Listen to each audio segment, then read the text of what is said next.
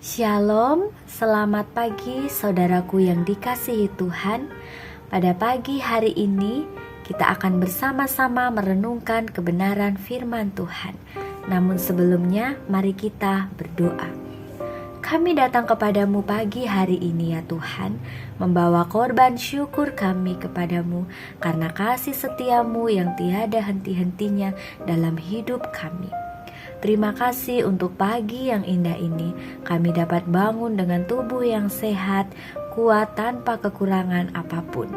Kami rindu pagi hari ini merenungkan firman Tuhan yang akan menjadi landasan dalam kami menjalani sepanjang hari ini.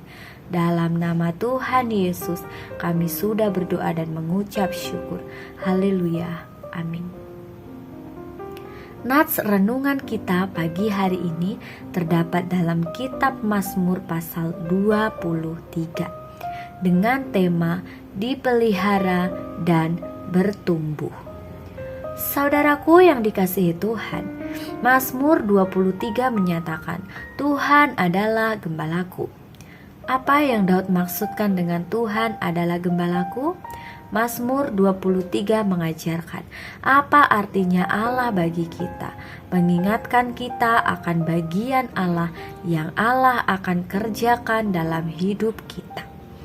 Pekerjaan gembala adalah pekerjaan yang sangat melelahkan, keras dan berbahaya.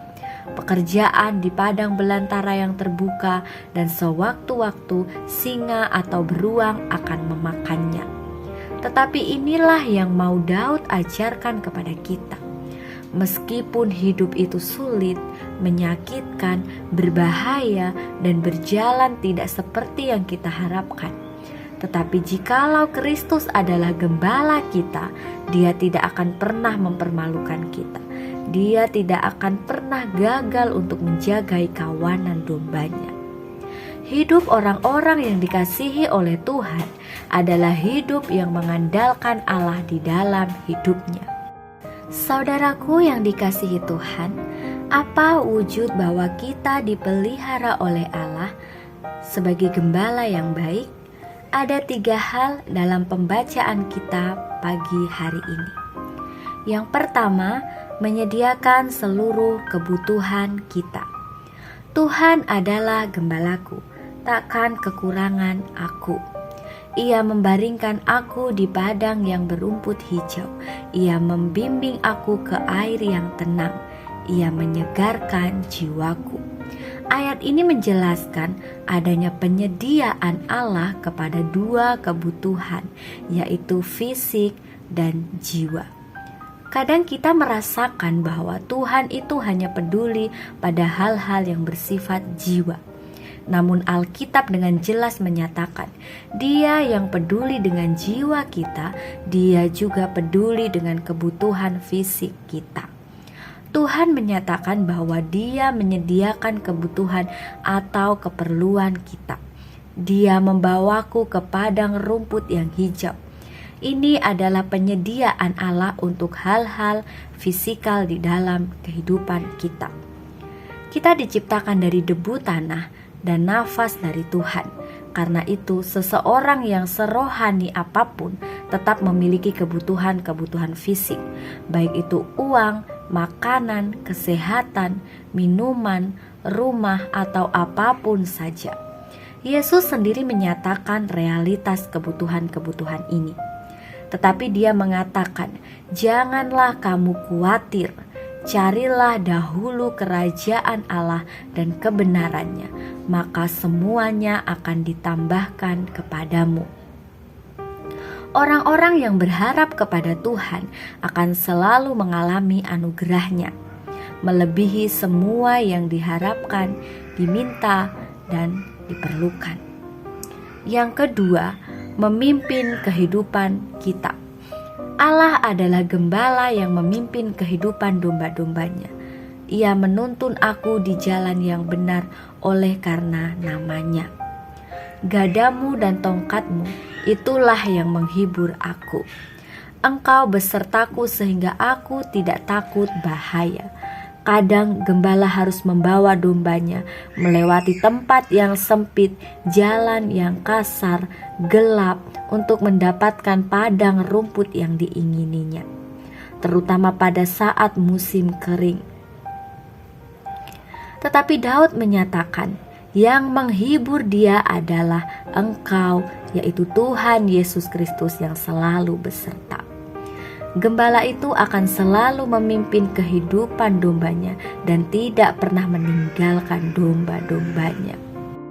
Dalam pembacaan kita ini mengatakan, Aku akan mencari engkau sampai menemukan engkau.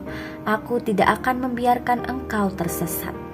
Engkau jatuh di dalam tempat yang paling dalam pun aku akan mencari engkau. Aku mempertaruhkan diriku untuk engkau. Kemudian yang ketiga, membela dan melindungi dombanya. Melindungi dengan gadanya terhadap hal-hal yang mau menyerang domba. Nas ini mengatakan, Engkau menyediakan hidangan bagiku di hadapan lawanku. Dia meninggikan Daud di hadapan musuhnya. Alkitab menyatakan berkali-kali bahwa Israel adalah domba-domba Allah. Dalam perjanjian baru, gereja yang dianiaya, Yesus datang kepada Saulus dan mengatakan, Saulus, Saulus, mengapa engkau menganiaya aku? Orang yang menganiaya umat Allah yang sejati, orang tersebut akan berhadapan dengan Allah itu sendiri. Mazmur 23 ini ditutup dengan, Engkau mengurapi kepalaku dengan minyak, pialaku penuh berlimpah. Apa yang ada di balik kalimat ini? Ini artinya perkenanan Allah kepada Daud. Dasar dari seluruh berkat yang Tuhan berikan kepada kita adalah perkenanan Allah. Allah berkenan kepada satu orang berdosa adalah jika hanya di dalam Kristus. Daud menutup seluruh nyanyian pengagungan Tuhan ini.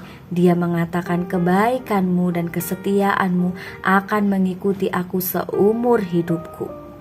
Dalam bahasa aslinya adalah mengejar aku. Ini adalah satu berkat Allah yang melimpah yang diberikan gembala kepada dombanya. Yesus mengatakan, Aku datang supaya mereka memiliki hidup dan aku datang dengan segala kelimpahan. Amin firman Tuhan, mari kita berdoa. Segala pujian dan kemuliaan hanya bagi-Mu ya Tuhan, yang adalah gembala kami yang baik, yang selalu ada untuk menuntun kehidupan kami, yang tidak pernah sedetik pun meninggalkan kami. Ajar kami ya Tuhan untuk senantiasa berserah dan mengandalkan Engkau satu-satunya dalam hidup kami, karena Engkaulah sumber keselamatan yang kekal. Kami ingin selalu berada dalam genggaman tangan-Mu. Kami menyerahkan seluruh aktivitas kami di sepanjang hari ini, biar apapun yang kami kerjakan seturut dengan kehendak-Nya Tuhan.